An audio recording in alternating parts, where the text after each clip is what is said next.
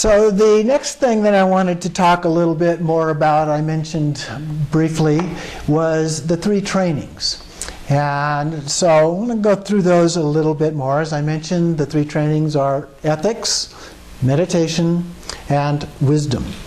And so we've already talked about the fact that the Buddha really taught to each individual a little bit differently, unless, of course, it was a group teaching, in which case he was giving more of what we might call a lecture kind of an approach. But when he was dealing with people individually, he really did individualize his approach very much as a part of that.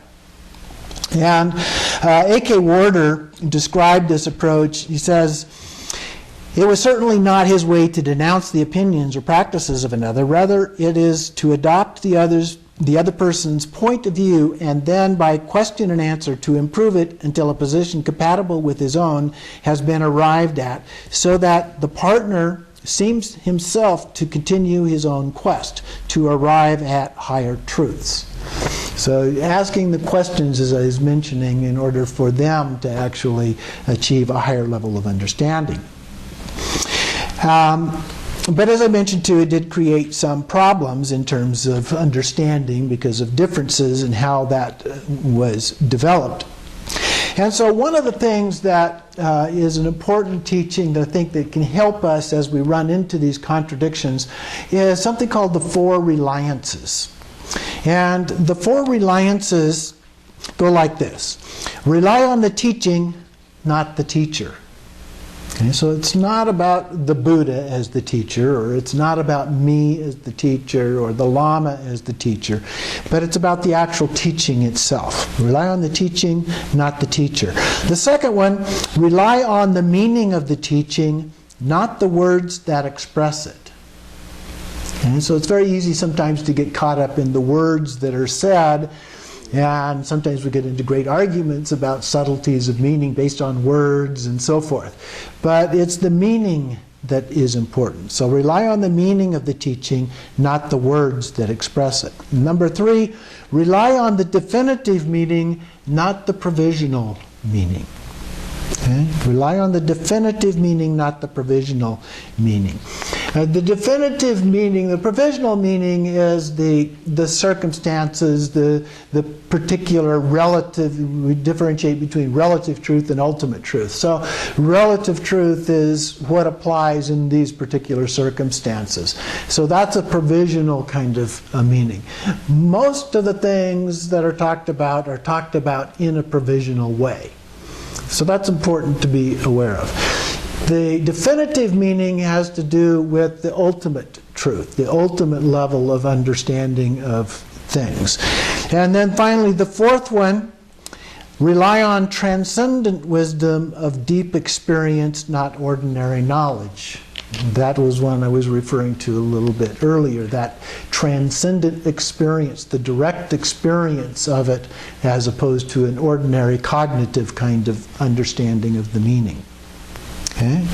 So those are called the Four Reliance'S. And if we remember those as we go through the teachings and we look at things that we question or challenge, we think about it in terms of these Four Reliance'S, that can really help us get a better understanding of what it is that is trying to be addressed here. So don't get caught up in the words, the concepts, and so forth so much, and look at it more from the point of view of ultimate truth, or just transcending that. So oftentimes when we meditate, we do the Vipassana meditations, for example, when we're doing this analysis, we do that until we kind of exhaust ourselves, and then we sit in shamatha, in just the direct experience of having gone through that. And then we go back. We alternate back and forth. And after a while, they tend to merge together. We come up to what we call one taste, which we'll come back to a little bit later on as a part of that. So it's very easy to get caught up in all of the details and the minutiae. And I mentioned before that in a whole lifetime you could not read all of the texts that are available on Buddhism.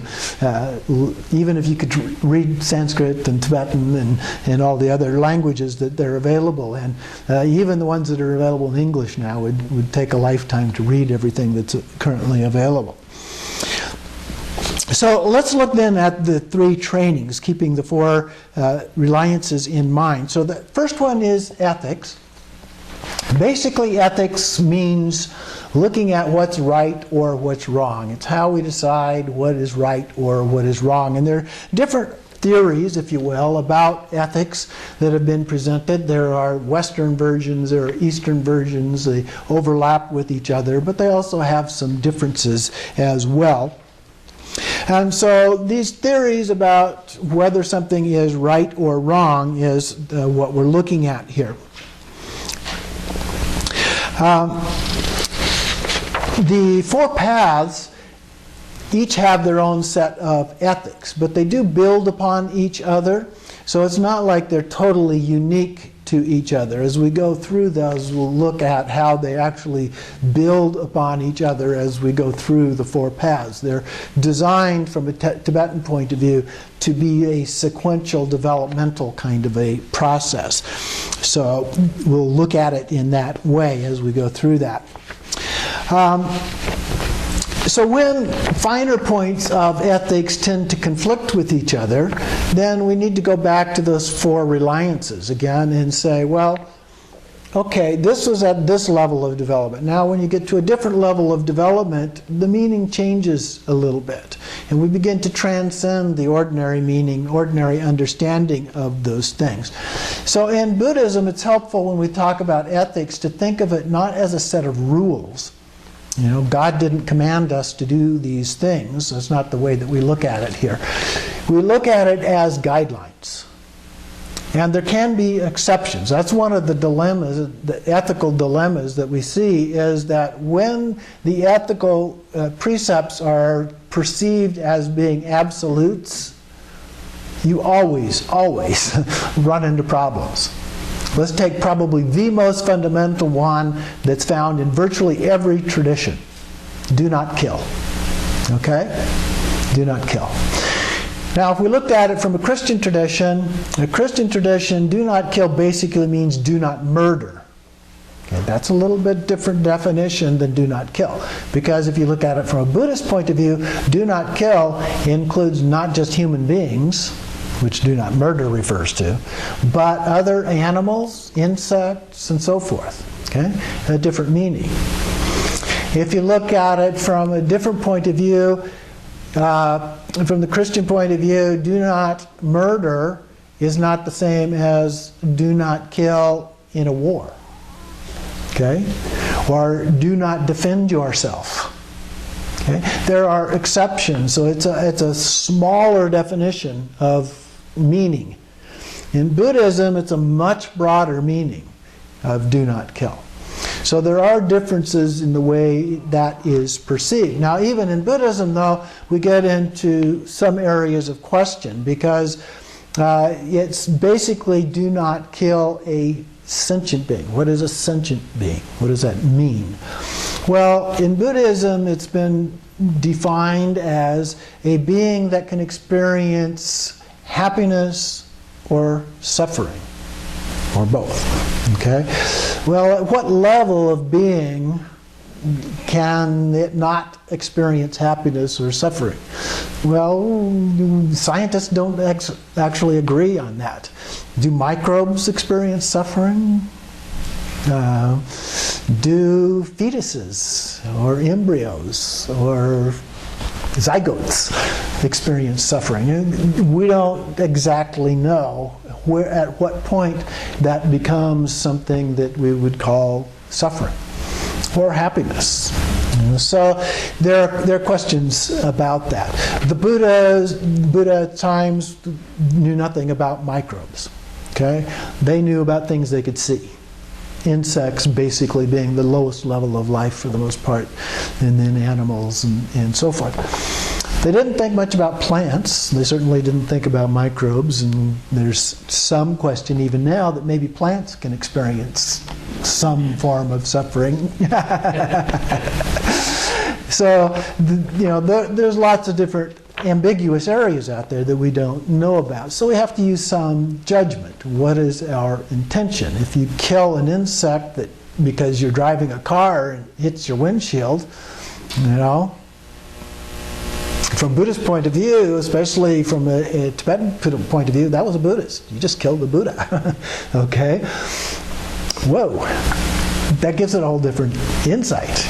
Maybe I shouldn't be driving cars. You see people, Buddhists, walking around looking down at the ground a lot.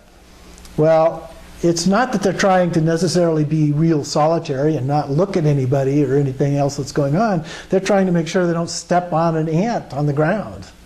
Okay? So they're going to be conscious, mindful, their form of mindfulness in everything that they do. So these are things that we think about, and because of modern technology, the speed of an automobile and things like that, it brings up issues that you didn't face when transportation was basically walking. And so we think about that, but if we fall back on the most important aspect of these kinds of actions, intention, then that is the key for all of these things. Okay, I didn't intend to kill that insect that hit the windshield of my car, but I feel bad about it. I do a POA practice for them, and I do other kinds of things that help offset that. So it's a mind process of developing your mind in the way that you see the world and the things in the world, and interpreting in terms of this transcendent understanding. So the second one is meditation. We've talked about, gave you a meditation, basic meditation practice to do, and we'll be doing lots more meditation practices as we go through the course. And there's lots of different ways to do these meditations, and they are designed in a very developmental process, a very developmental way. So we'll start out doing very basic kinds of meditations. Shamatha is a very fundamental, basic kind of meditation. We'll do some vipassana, so analytical, put them together. We'll do some very simple kinds of deity practices, which look at more complex kinds of visualizations. And then we'll get into some very advanced deity practices, which have very complex kinds of visualizations, not just the deity, but multiple deities, the mandalas, all kinds of things involved in the visualization. So we go from very simple to very, very complex. And so it's a developmental process. If you can meditate very effectively on something simple, then you move on to something a little bit more complex and very little more complex. So very stepwise kind of a process. So that is a very important part of it. As we're understanding and we look at it in terms of the Four Reliance'S, these deities are not perceived as being real, not in the same way that the Hindus, for example, perceive deities as being really real. In Buddhism, we don't perceive them as being really real. We perceive them, I like to think of them, although I know there's some lamas who disagree with this point of view, I like to think of them as a tool. They're a tool that we use to develop our meditation. Okay? Now, when we say they're not really real, keep in mind, we also don't believe these things are really real either. Okay?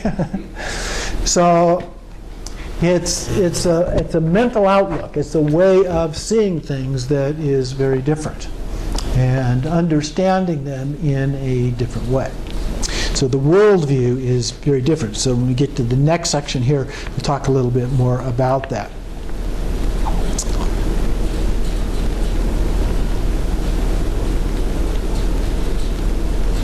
But the basic idea is it's so that we can develop enlightenment in this lifetime, ideally. Mention just one other thing in terms of the more advanced practices of meditation. There's really a two-part aspect. The real goal is to attain enlightenment in this lifetime. But in the Tibetan Buddhist tradition, everything you do has, as the Dzogchen Penlop Rinpoche calls it, Plan B. If you don't attain enlightenment in this lifetime, there will be opportunities to attain enlightenment at the time of death or during the bardo prior to your next reincarnation. In fact, there are lots of opportunities in that. So he calls that Plan B. But everything that we do actually has a Plan A and a Plan B element to it. Okay? Same practice. You don't do two different practices. There are some that are specific for that. But generally speaking, every practice we do has an application for attaining enlightenment in this lifetime and an application in attaining enlightenment in the bardo process. Okay? So it actually is beneficial in two ways. So this gets to the third part, wisdom. This transcendent wisdom that we talked about. So it's not wisdom the way we normally address it in the West, which is a very cognitive kind of wisdom, understanding things in a normal way, expertise, that kind of thing, although there's an element of that in the process as a developmental process. So when we understand it, though, as transcendent wisdom, that transcends the cognitive. It becomes a more direct, experiential kind of a knowing, a gnosis, if you will, as a part of that. Transcendent wisdom is ineffable. It's beyond words. It's something that you can't really describe. And so when we get into the teachings on wisdom, we put ourselves in a bit of a dilemma. How do you help someone understand wisdom, the idea of wisdom and the actual wisdom, if it's beyond words and you can't describe it? Well, again, we fall back into this idea of the relative and the ultimate. And so with the Four Reliance'S, as we look at that, we look at what is conditional, and we look at what is transcendent. And so we can use the words to describe it and explain it, even though it's not the actual thing. It's helpful, but it's not the real thing. Tsongkhapa, who was the founder of the Gelugpa order, which is the Dalai Lama's order of Tibetan Buddhism, said everything that we teach about wisdom is relative truth. It's provisional. Okay? Because we have to use words. We have to teach it in some way. So it is not the real thing. It's a little bit like one of the examples that's often used is pointing to the moon. Okay? The moon being the real thing, and the action that we use of pointing our finger at the moon is provisional in order to help you say, oh yeah, that's the moon up there. Okay? But if you just focus on my finger and not the moon, you wouldn't get there. So you have to be careful about, yeah, it's pointing, but it's not the pointing that is there. It's the actual moon. Or another analogy is you can see the moon in a reflection in a little puddle of water. That's not the real thing. It's a reflection of the real thing. It may look similar and very close, so we can give descriptions that are very close to the real thing, but it's not the real thing in and of itself.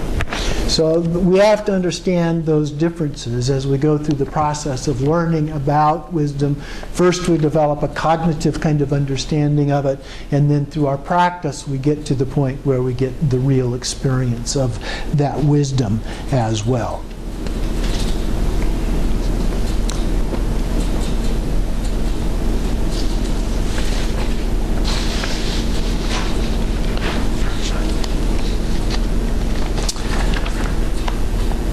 Okay, we'll take a short break.